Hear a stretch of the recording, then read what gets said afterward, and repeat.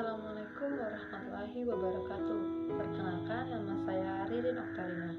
Baiklah, saya di sini akan menjelaskan secara singkat materi agama Islam tentang karakteristik dan prinsip-prinsip ajaran agama Islam.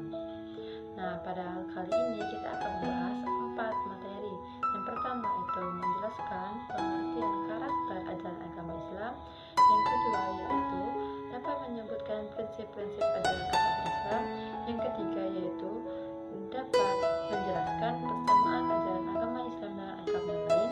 Dan yang keempat yaitu dapat menganalisa perbedaan ajaran agama Islam dengan ajaran agama lain. Langsung saja, yang pertama yaitu pengertian karakter ajaran agama Islam. Istilah karakter ajaran Islam terdiri dari 2 kata, yaitu karakter dan ajaran agama Islam. Karakter dalam Kamus Bahasa Indonesia diartikan sebagai sesuatu yang mempunyai karakter atau ciri khas. Sedangkan Islam dapat diartikan sebagai agama yang diajarkan oleh Nabi Muhammad SAW yang berpedoman kepada kitab suci Al-Quran dan diturunkan di dunia ini melalui Allah Subhanahu wa Ta'ala melalui wahyu yang diberikan kepada Nabi Muhammad. Berarti dapat kita simpulkan bahwa karakteristik ajaran Islam adalah sesuatu yang mempunyai ciri khas atau khusus yang mempelajari tentang berbagai ilmu pengetahuan dan kehidupan manusia dalam berbagai bidang agama maupun muamalah, yaitu kemanusiaan, yang mana di dalamnya termasuk ekonomi, sosial, politik, pendidikan, kesehatan, pekerjaan, dan disiplin ilmu yang baik dan benar. Selanjutnya yaitu karakteristik agama Islam menurut Al-Quran dan beberapa yang harus kita ketahui diantaranya. Pertama, ketuhanan atau Rabbaniyah, yaitu ajaran yang sumbernya dari Allah Subhanahu wa Ta'ala, bukan dari manusia. Yang kedua yaitu kemanusiaan atau insaniyah, artinya semua tuntutan sesuai dengan fitrah manusia. Yang ketiga yaitu realistis atau al-waqiyah, artinya ajarannya dapat diamalkan oleh semua manusia. Yang keempat itu ketercakupan semua aspek atau asyumul, artinya ajarannya mencakup semua aspek kehidupan manusia. Yang kelima yaitu tidak memberatkan atau adam al-haraj, artinya Islam bertujuan untuk menyelamatkan manusia, bukan memberatkannya.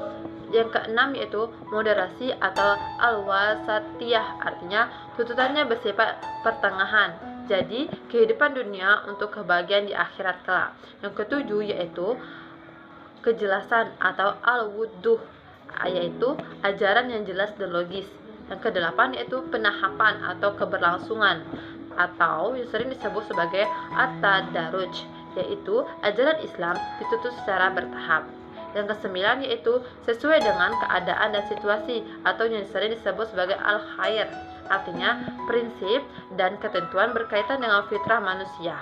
Yang kesepuluh yaitu sedikitnya tugas keagamaan atau kilat at-taklif, artinya Islam tidak membebani manusia untuk tugas-tugas yang berat dan banyak, semua disesuaikan dengan kemampuan manusia itu masing-masing.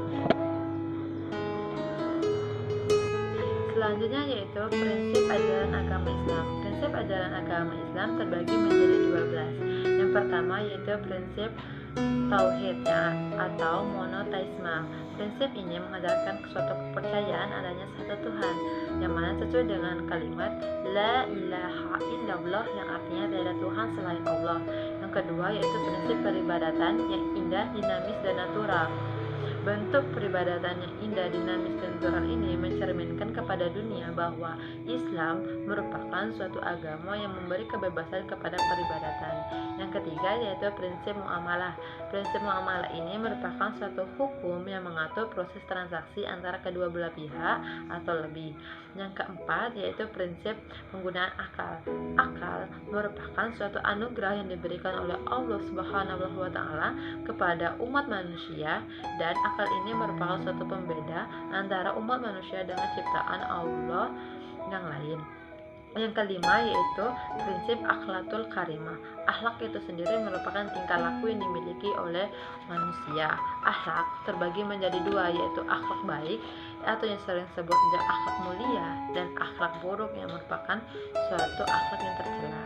Berdasarkan hubungannya, akhlak terbagi menjadi dua pula, yaitu akhlak kepada Al-Khaliq, yaitu Maha Pencipta, dan akhlak kepada makhluk, yaitu akhlak kepada makhluk ciptaan Allah Subhanahu wa Ta'ala. Yang keenam yaitu prinsip kebersihan jiwa dan raga, yang dimana sesuai dengan slogan agama Islam itu kebersihan adalah sebagian dari iman. Di sini dapat kita ketahui bahwa Islam sangat serius dalam kebersihan. Yang ketujuh yaitu prinsip Al-Quran sebagai informasi yang sangat dahsyat. Islam merupakan suatu petunjuk pedoman bagi umat manusia, terutama bagi umat beragama Islam.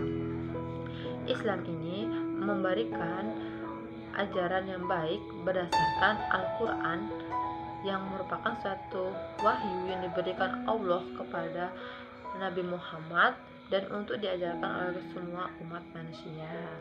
Yang kedelapan yaitu prinsip persaudaraan. Prinsip persaudaraan itu sendiri terbagi menjadi 4. Yang pertama, persaudaraan atas kesatuan kependudukan kepada Allah Subhanahu wa Ta'ala. Yang kedua yaitu persaudaraan kepada seluruh umat. Yang ketiga yaitu persaudaraan kepada keturunan, dan yang keempat yaitu persaudaraan antar sesama muslim. Yang kesembilan yaitu bermasyarakat. Perlu kita ketahui bahwa manusia tidak bisa hidup sendiri tanpa bantuan orang lain. Di sini Islam mengajarkan kita untuk bisa berorganisasi dengan masyarakat. Dan yang ke-10 yaitu prinsip pembela kebenaran. Di sini Islam mengajarkan kita untuk menegakkan suatu kebenaran, keadilan demi tercapainya, demi tertegaknya suatu kebaikan. Yang ke-11 yaitu prinsip keberlanjutan. Di sini mengajarkan kepada kita bahwa kita yang beragama Islam harus melanjutkan, harus meneruskan ajaran agama Islam ini ke anak cucu kita, agar agama Islam ini tidak terhenti sampai pada enggak tepat. Yang ke-12 yaitu prinsip berserah diri kepada Allah. Di sini artinya kita harus menerima semua yang diberikan oleh Allah kepada kita, baik buruk maupun yang baik. Baik itu cobaan, rintangan, tantangan maupun rahmat, rezeki yang diberikan oleh Allah Subhanahu wa Ta'ala. Yang selanjutnya yaitu persamaan ajaran agama Islam dengan ajaran agama lain. Yang pertama yaitu ajaran agama Islam dengan ajaran agama Yahudi. Ajaran agama Islam meyakini bahwa memiliki satu Tuhan yang Maha Esa, yaitu Allah Subhanahu wa Ta'ala. Sedangkan dalam ajaran agama Yahudi, ajaran agama Yahudi meyakini Tuhan mereka yang paling utama yaitu Tuhan mereka. Yang kedua yaitu dalam ajaran agama Islam, berkhitan merupakan suatu syariat yang sangat dianjurkan dan di dunia medis merupakan suatu kesehatan. Sedangkan dalam ajaran agama Yahudi, berkhitan bertujuan untuk mendekatkan diri kepada Tuhan agar keinginan mereka terkabul. Selanjutnya itu kesamaan konsep ajaran Islam dengan ajaran agama Hindu. Yang pertama dalam segi ketuhanan. Dalam surat Al-Ikhlas ayat 1 yang berbunyi, katakanlah Muhammad bahwa Allah yang Maha Esa. Sedangkan dalam kitab Hindu set 6 chapter 1 yang berbunyikan Tuhan hanya satu dan itu adalah mutlak. Yang kedua yaitu berdasarkan segi iman. Iman kepada malaikat merupakan rukun iman yang kedua. Di sana dijelaskan bahwa malaikat merupakan makhluk ciptaan Allah dan makhluk yang sangat tunduk dan patuh kepada Allah SWT. Sedangkan dalam kitab Hindu dijelaskan bahwa terdapat manusia super yang bekerja melebihi batas kemampuan manusia biasa. Selanjutnya yang ketiga yaitu Islam memiliki kitab yang diwahyukan oleh Allah Subhanahu wa Ta'ala kepada Nabi Muhammad SAW, dan terdapat suatu hadis yang merupakan sabda Rasulullah. Sedangkan dalam Hindu terdapat dua kitab, yaitu Smriti, yaitu sesuatu yang diwahyukan, dan yang kedua yaitu Samuriti, yaitu sesuatu yang dituliskan. Selanjutnya yaitu kesamaan ajaran agama Islam dengan ajaran agama Masehi. Yang pertama yaitu agama Islam meyakini keesaan Allah Subhanahu wa Ta'ala. Sedangkan agama Masehi sejatinya agama Masehi meyakini agama tauhid mutlak atau esa. Yang kedua yaitu agama Islam adalah agama langit atau agama samawi. Sedangkan dalam ajaran agama Masehi mereka juga menganggap bahwa agama Masehi adalah agama langit atau agama samawi. Yang ketiga, agama Islam adalah agama bagi seluruh umat. Sedangkan dalam ajaran agama Masehi bukan hanya untuk kaum Yahudi, tetapi untuk seluruh umat. Dan yang terakhir, yang keempat yaitu Islam mengajarkan kepada umat manusia untuk tidak memakan daging babi dan disyariatkan untuk berkhitan. Sedangkan dalam agama Masehi, dalam ajaran Isa AS, sejatinya melarang umatnya untuk memakan daging babi dan disyariatkan untuk berkhitan. Selanjutnya yaitu kesamaan ajaran agama Islam dengan ajaran agama Buddha. Dalam ajaran agama Islam, kita dianjurkan untuk memandang suatu hal yang benar, meyakini dengan benar, berkata yang benar, dan berperilaku yang benar.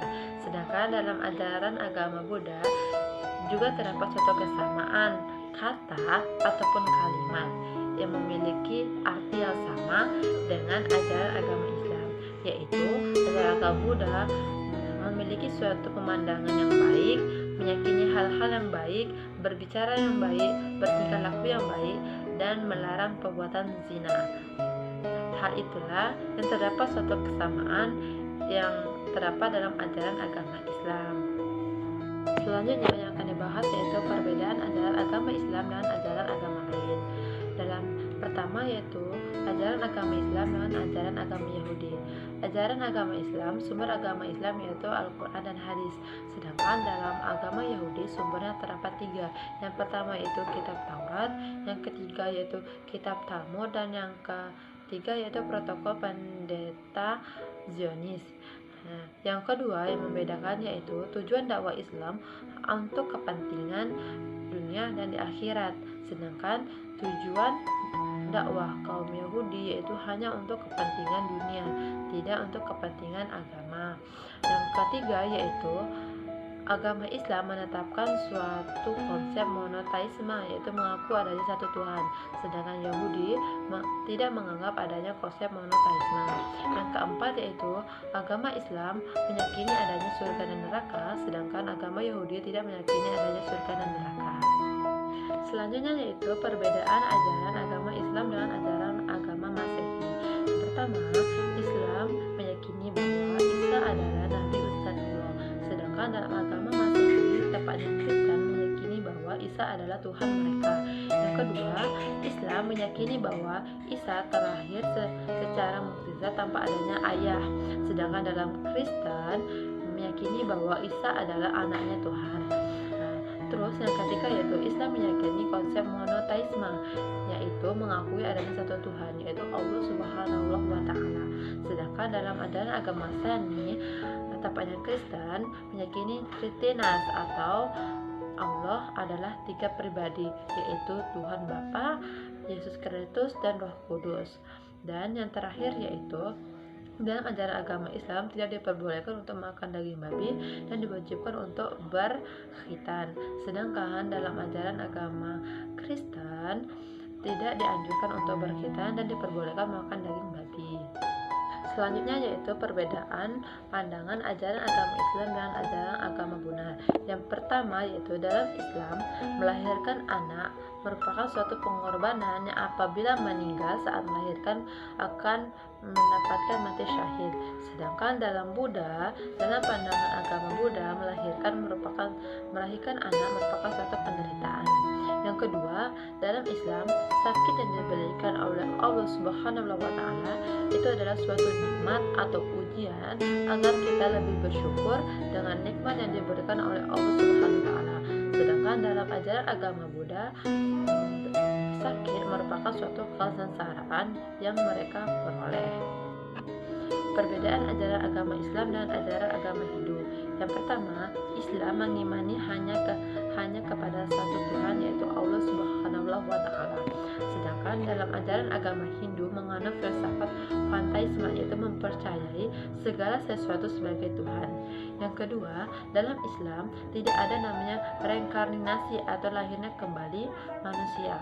Sedangkan dalam ajaran agama Hindu terdapat istilah reinkarnasi, yaitu apabila kita mati nanti hanya badan saja yang rusak, sedangkan jiwa akan mengalami kelahiran kembali.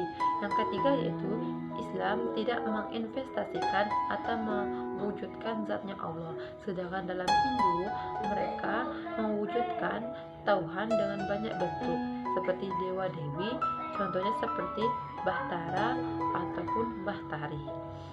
Mungkin itu saja yang dapat saya sampaikan. Lebih dan kurang saya mohon maaf. Hanya kepada Allah lah saya mohon ampun. Wabillahi taufiq wal hidayah. Wassalamualaikum warahmatullahi wabarakatuh.